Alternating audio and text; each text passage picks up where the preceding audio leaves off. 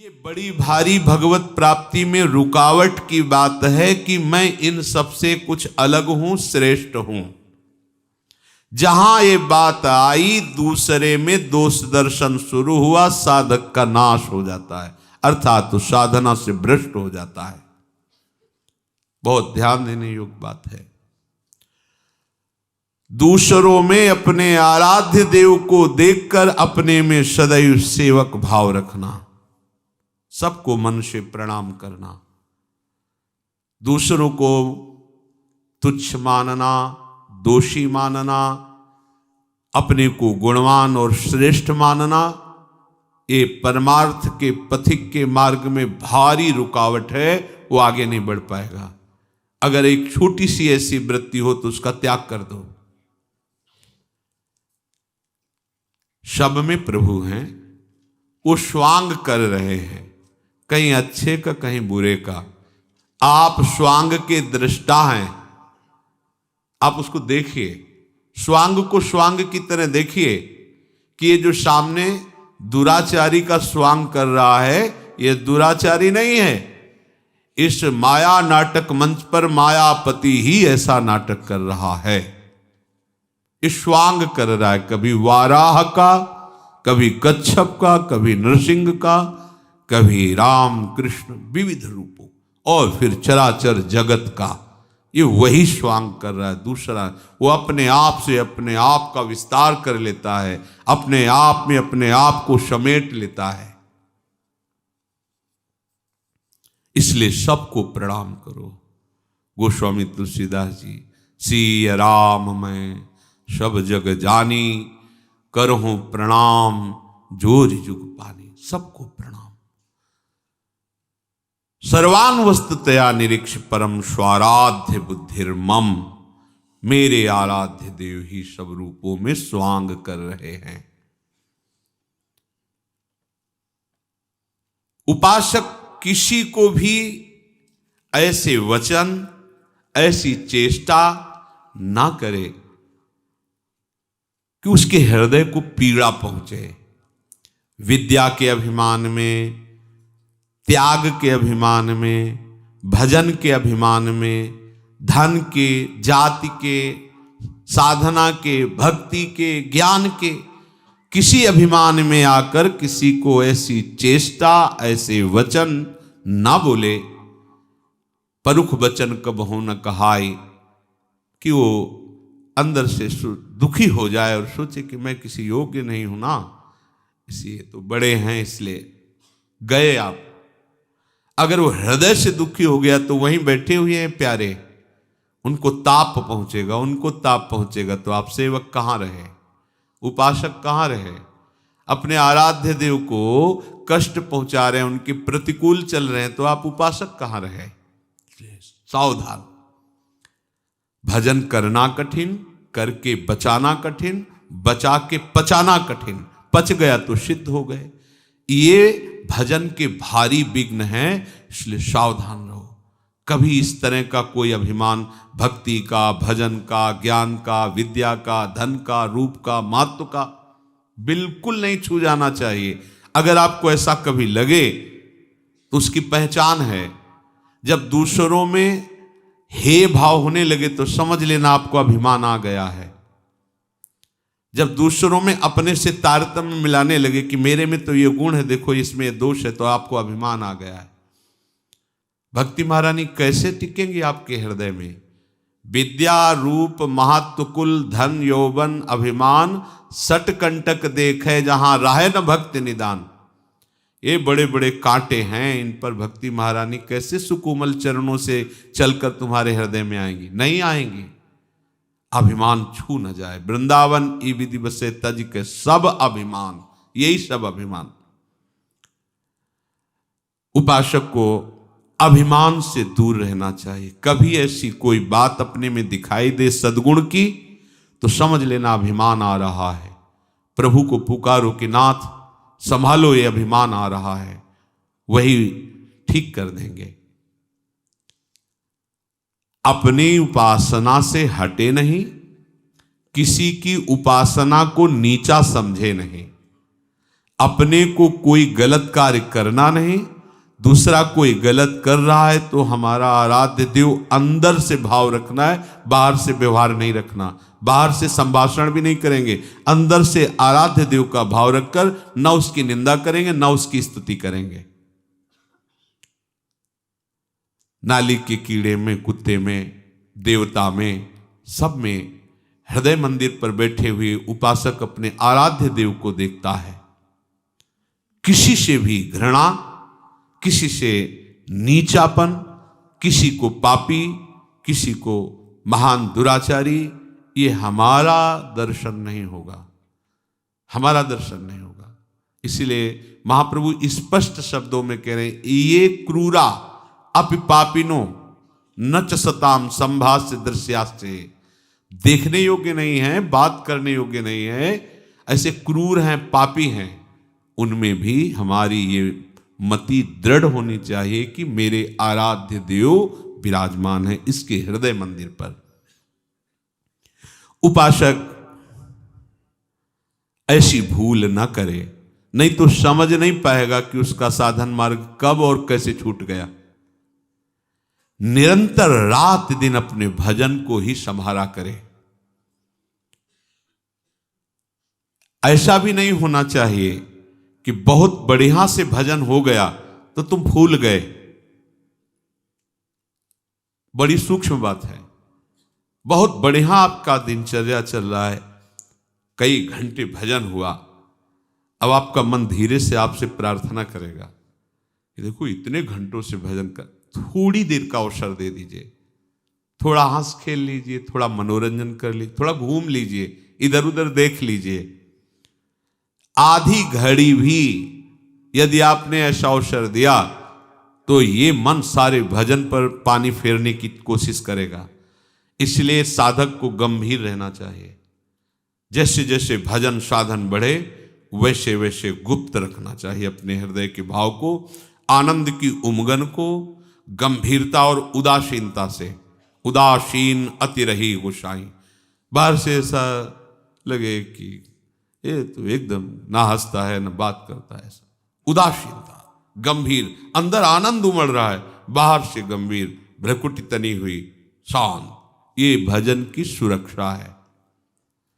बहुत सुकोमल पौधा है, आसपास कांटे की बाड़ लगाई जाती है, वो बाड़ अगर मजबूत लगी रही तो पौधा वृक्ष बन जाएगा। वृक्ष बन जाएगा तो कुछ हानि होने वाली नहीं, हजारों लोग विश्राम पाएंगे उस वृक्ष के नीचे। ऐसे अभी भक्ति का पौधा अंकुरित हुआ है। माया रूपी बकरी अगर चर गई तो अंकुरण नहीं हो पाएगा।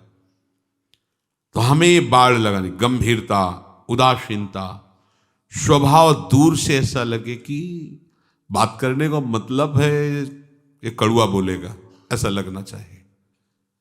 हृदय में आनंद है, भगवद स्मरण है, पर आपका बाहरी स्वरूप कांटे जैसा होना चाहिए, आंतरिक स्वरूप गुलाब के फूल जैसा होना चाहिए। उपासक को यह सुरक्षा कवच रखना ही चाहिए। संसारी पुरुष अंदर कांटे जैसा होता है, बाहर गुलाब के फूल जैसा होता है। लगता है छुओ बहुत अच्छा, लेकिन छुओगे तो कांटे लगेंगे। उपासक बाहर से कांटे जैसा, एकदम उदासीन, स्पृहारहित, निरपेक्ष, लेकिन अंदर वो अनुराग रस से भरा हुआ है। कोई उसके अंदर का अगर स्पर्श पा जाए तो निहाल हो जाए। तो साधक को, साधु को आधी घड़ी के लिए भी आनंद में फूल करके कोई बर्ताव नहीं करना चाहिए। बहुत सुंदर। अब वो उसी समय कोई ऐसी बात करवा देगा, ऐसा दृश्य दिखा देगा कि वो जो भजन से आपकी आंतरिक उन्नति हो उसे रोक देगा, वो आगे विषय चिंतन कराने लगे। ये बहुत सावधानी की बात। एक क्षण में पूरे चिंतन को बदल सकता है, पूरे चिंतन को। एक वृत्ति आपको गिरा सकती है, एक वृत्ति, एक दृश्य। मछली की क्रीड़ा को देखकर इतना बड़ा महात्मा जो जल को स्तंभन करके जल में समाधि लिए हुए वो मानधाता की पुत्रियों से ब्याह करता है। बहुत सावधानी की जरूरत है। प्रायः यही देखने को मिलता है कि उपासक सत्संग भी करता है, पाठ भी करता है, नियम से भजन भी करता है, पर वो सावधान नहीं रहता है। ध्यान दीजिए, ये महापुरुषों के वचन हैं जिन्होंने भगवत साक्षात्कार किया है। प्रायः यही देखने को मिलता है कि उपासक साधक सत्संग भी करता है, पाठ भी करता है, भजन भी करता है जो उसका नियम है, पर वो सावधान नहीं रहता। वो विषय सेवन की छूट भी दिए रहता है, असाधन भी करता रहता है। जितना भजन के लिए सावधानी चाहिए वो सावधान नहीं रहता, वो महत्व तो नहीं समझ पाया, वो विषय सेवन में गिर जाता है। इससे क्या होता है, भजन का संस्कार उसको ऊपर नहीं उठा पाता है, वो उसी धरा पे बना रहता है। अब वो रात दिन ये सब करने पर भी बहुत काल तक उसको कोई दिव्य अनुभूति नहीं होती, तो फिर वो निराश हो जाता है कि 20 वर्ष हो गए, सब कोई दिव्यता तो आई नहीं। कोई दिव्यता कैसे, चलनी में गैया तू है और दोष दैव का दे। असाधन कर रहे हो तो साधन कैसे तुम्हारे समझ में आवे। ये भागवतिक साधन है, ये तभी समझ में आएगा जब सर्वतो भावेन एक रस में आ जाओगे। भजन महल से निक्षत नाही, रात दिन भजन में कामना ममता वासना सब जलकर भस्म हो गई, आनंद की बाढ़ आ जाएगी। पर आप क्या करते हैं, साधन भी करते हैं और असाधन भी करते हैं। असाधन छोड़ना होगा, कई बार बताया है। आप कोई ऐसी चेष्टा मत करो जो असाधन है, जानते हो आप ऐसी चेष्टाएं करते हुए, अगर हमारी बात को याद रखना, यौवन अवस्था में आप अपने को नहीं संभाल पाए तो वृद्धावस्था की आस छोड़ दो कि आप भजन कर लोगे और संयम में रह लोगे। ये बात याद रखना, अगर यौवन अवस्था में आप अपने को संभाल ले गए तो तुम्हें कोई भ्रष्ट नहीं कर सकता। ये बिल्कुल अनुभूत विषय है। जीवन भर साधक बन करके रहो, सिद्ध बनने की चेष्टा मत करो, अवतार बनने की चेष्टा मत करो। अपने को हे तीन भाव से देखो, निकल जाओगे भव समुद्र से। अगर इस अवस्था में आपने अपने को संयम में नहीं रखा, बिल्कुल आप संयम में, बहुत अनुभूत विषय है, बहुत से दृश्य हमने देखे, बहुत से। यदि यौवन अवस्था में आप संयमी नहीं बन पाए तो भूल जाना कि बूढ़े अवस्था में आप ठीक हो जाओगे, नहीं। आज इसी क्षण इन असत क्रियाओं पर आप शासन कीजिए। ये आप जो ढिलाई कर देते हैं ये आपके लिए बहुत घातक होगा। निकल आए हैं फिर भी आप सकिल कर वहीं जा रहे हैं। प्रातः काल से लेकर के शयन तक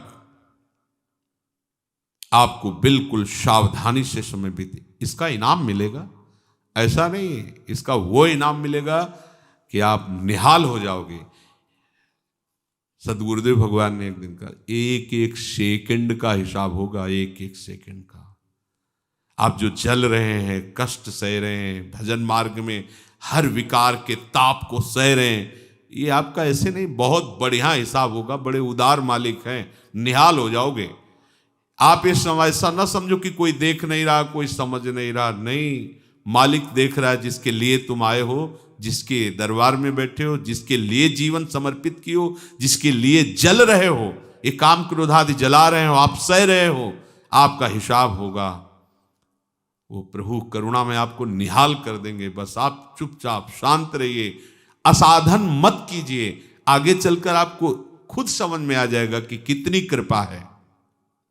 उल्टे मार्ग पर जाओगे, सावधान नहीं रहोगे तो चलते रहो, कहते रहोगे कि हम बहुत दौड़ लगाते हैं, बहुत बड़े यात्री हैं, लेकिन आप भगवत प्रेम रूपी भिक्षा को नहीं प्राप्त कर पाएंगे। उल्टे मार्ग पे जाओगे, दौड़ते रहो, चाहे जितनी रफ्तार तेज हो, तो आप पहुंच थोड़ी जाओगे। भगवत प्रेम रूपी भिक्षा आप नहीं मांग पाओगे, नहीं मांग पाओगे। मन चाहे भोग चाहो, मान सम्मान चाहो और प्रभु का प्रेम चाहो, ऐसा कैसे हो सकता है? जो भोग चाहता है, मान सम्मान चाहता है, वो बात भले प्रेम की कर ले, प्रेम की चाह भी नहीं कर सकता। मुंह से बात करना अलग बात होती है। प्रभु आपके स्वरूप ही, आपकी आत्मा ही है, उनको कुछ कहने की जरूरत नहीं, वो हृदय से जानते हैं। आपके अधिकार के अनुसार आपको प्राप्त होगा। ध्यान रखना, अगर आपने अपना अधिकार भोगों तक ही रखा है तो आप दिव्यता की अनुभूति नहीं कर सकते। आप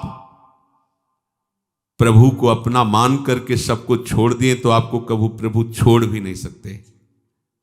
आपने सबको छोड़ दिया, प्रभु को पकड़ लिया, प्रभु ने आपको पकड़ लिया। आपके हृदय प्रभु बन गए, प्रभु के हृदय आप बन गए। आप प्रभु के सिवा किसी को नहीं जानते तो प्रभु आपके सिवा किसी को नहीं जानते। बहुत सुंदर बात है। परम स्वतंत्र भगवान दुर्वासा जी से कह, अहम भक्त पराध। ओहो, गजब कर दिया। अखिल ब्रह्मांडों के स्वामी, अनंत शक्तियों के स्वामी कह रहे हैं, ऐ द्विज, मैं भक्त के अधीन हूं, तो मेरा अस्त्र भी भक्त के अधीन है।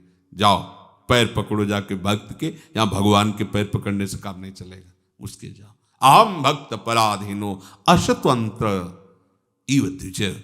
मैं स्वतंत्र नहीं हूं, मैं भक्त के अधीन हूं।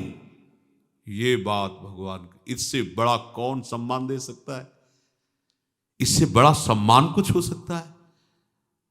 जिनका वेद यश गाते हैं, जिनको परम स्वतंत्र परमात्मा ब्रह्म कहा गया, वो स्वयं श्रीमुख से कह रहे, तुम क्या समझते हो मैं स्वतंत्र हूं? नहीं, मैं भक्त के अधीन हूं। अहम भक्त पराधीनो अस्वतंत्र इव द्विज। इससे बड़ा प्यार क्या हो सकता है?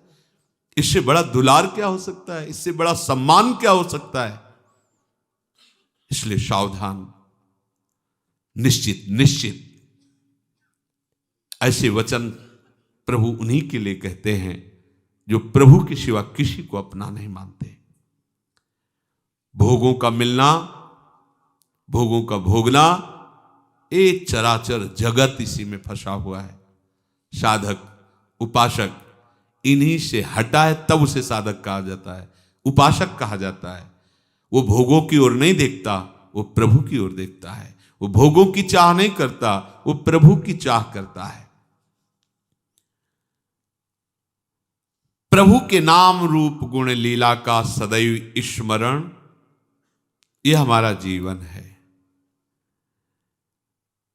यदि हमारे जीवन के अभ्यास तारतम्य में यही केवल चल रहा है, नाम मंत्र, रूप चिंतन, लीला गायन, लीला श्रवण, सेवा, अब हमें और कोई जानने की जरूरत नहीं है। सब कुछ अनुभूतियां इसी में आ जाएंगी। आपके हृदय की स्थिति हो जाएगी, चाहो न सुगति सुमति संपत्ति कछु, रिधि सिधि विपुल बड़ाई, हेतु रहित अनुराग राम पद, बढ़े अनुदिन अधिकाई। आहा, इससे सुंदर मति कोई होती है क्या? नाम जप चल रहा है, मंत्र चल रहा है, वाणी गायन, लीला श्रवण, सेवा, इसलिए कहते मुझे सुमति नहीं चाहिए। अब इससे बड़ी कोई बुद्धि नहीं होती, बस हमें इतना है। न सुगति, वर्तमान में हम भगवदानंद का अनुभव कर रहे हैं, भगवत लीला गायन, भगवत नाम कीर्तन, भगवत सेवा। अब हमें कोई गति नहीं चाहिए, कोई गति नहीं चाहिए। जे जोनि जन्मो कर्म बस, तानाथ पद अनुराग हूं। कोई अब चिंता की बात नहीं। श्री राधिका रति निकुंज मंडली तत्र तत्र हृदय में विराजता। प्रहलाद जी भगवान नरसिंह देव से कहते, आपकी दुरंत माया जिससे सब भयभीत होते, मैं बिल्कुल भयभीत नहीं हूं, क्योंकि मैं आपका लीला गायन, आपका नाम गान और आपके चरणामृत के बल पर इस माया को परास्त कर दूंगा। लेकिन हम आपसे प्रार्थना इन जीवों के लिए करते हैं जो आपके नामामृत से, आपके लीलामृत से, आपके चरणामृत से विमुख है। बात पकड़ो। कह रहे हैं मुझे आपकी दुरंत माया से कोई भय नहीं, मैं आपका चरणामृत पीता हूं, आपका नाम जप करता हूं, आपका लीला गायन करता हूं, इसके बल पर, इस माया पर हम विजय प्राप्त कर लेंगे। अकाल मृत्यु हरणम सर्व व्याधि विनाशनम, ये समस्त रोगों का नाश करके, अकाल मृत्यु का नाश करके प्रेम रस प्रदान करने वाला भगवत चरणामृत है। श्री कृष्ण पादोदकम पीत्वा पुनर्जन्मो न विद्यते। नाम रूप लीला गुण, इससे बड़ी कोई सुगति नहीं, कोई सुमति नहीं और कोई संपत्ति नहीं, और इससे बड़ी कोई सिद्धि नहीं। वर्तमान में हम भगवदानंद में हैं, प्रभु के नाम रूप लीला में, हमें और कोई सिद्धि नहीं चाहिए। बस एक बात, प्रतिपल हमारा हृदय आराध्य देव की तरफ द्रवित होकर बहता रहे, यही आकांक्षा। परम गति, परम मति, परम संपत्ति यही है, विश्वास करो। यही परम गति है, यही परम मति है, यही परम संपत्ति है। ये कभी नष्ट नहीं होती है। चाहे जितनी ऊंची स्थितियों में चले जाओ, वहां से पतन होगा, पर इससे नहीं। नाम रूप लीला धाम का निरंतर चिंतन। उपासक के जीवन में अपने सुख की, शरीर सुख की प्राप्ति के लिए कोई स्थान नहीं रहना चाहिए। ये बड़ा सूक्ष्म विषय है। अगर प्रेम प्राप्त करना है, इसी जन्म में भगवदानंद की अनुभूति करनी है, तो अपने इंद्रियजन्य सुखों के लिए कोई ठिकाना नहीं होना चाहिए। अगर है तो बहुत बड़ा घातक है। हम वहां चले जाएंगे तो मनोनुकूल भोजन मिल जाएगा, वहां बैठ जाएंगे तो ये, उसके पास चले जाएंगे तो इस इंद्रिय का सुख मिल जाएगा। समझ लीजिए कि उसने पतन का गड्ढा खोद के पहले से तैयार कर रखा है। नष्ट कर दो उन संबंधों को, उन आश्रयों को जहां आपके इंद्रियजन्य सुखों का विलास मिलता हो। देखो, माता पिता परिवार के जब बहुत प्रसन्न होते हैं, दुलार करते हैं, तो जानते हो क्या देते हैं? सांसारिक भोग सामग्री। बढ़िया से बढ़िया कपड़ा, बढ़िया से बढ़िया भोजन, बढ़िया से बढ़िया भोग सामग्री, क्योंकि वो इतने जानते हैं, वो सुख का मतलब इतने ही जानते हैं। और जब सदगुरु का दुलार उदय होगा तो सबसे पहले इन्हीं पर प्रहार होगा, क्योंकि तुम जहां फंसे हो इनको पहले हटाओ, फिर आओ हम तुम्हें दिखाते हैं वो चिदानंद सुख, जिसके तुम वास्तविक अनंत जन्मों से अधिकार है तुम्हारा, पर अधिकार खोकर भटकते रहे हो जिस सुख के लिए, वो सुख तुम्हें दिखाते हैं। पर इसके लिए सबसे पहला प्रहार होता है राग पर। शरीर राग, संबंधियों का राग, भोगों का राग। तो अगर वो उपासक सच्चा नहीं है, कच्चा है, तो वो उसी रेखा पे चला जाता है। इस रेखा पे टिकना बहुत कठिन होता है। सच्ची मानिए, आगे की बात तो आपके हृदय में खुद आ जाएगी। आपको अपने आराध्य देव के नाम, मंत्र, रूप, लीला गायन, लीला श्रवण, इसी अभ्यास में से पचा दो कि कुछ भी समय खाली न रहे आपके पास। फिर आप देखना, रूप झलकने लगता है नेत्रों के सामने। आराध्य देव का रूप भारी परिवर्तन उसी समय होता है। जो उपासक के जीवन में एकदम भागवतिक परिवर्तन होता है, उसका मतलब होता है कि उसके साधन में, उपासना में अब रंग आ गया है। रंग क्या होता है? आराध्य देव का पधारना, भावनात्मक रूप आ जा, वो रूप विवश कर देता है। ऐसी फिर लगन लगती है कि जो हमारी भावना में हमसे बात कब करेंगे। वो कभी कभी प्रणय कोप भी होता है, ऐसे छुप छुप के क्या देख रहे हो, बात करो ना, मिलो ना। वो एक, ये सब दिमाग से अलग की बात।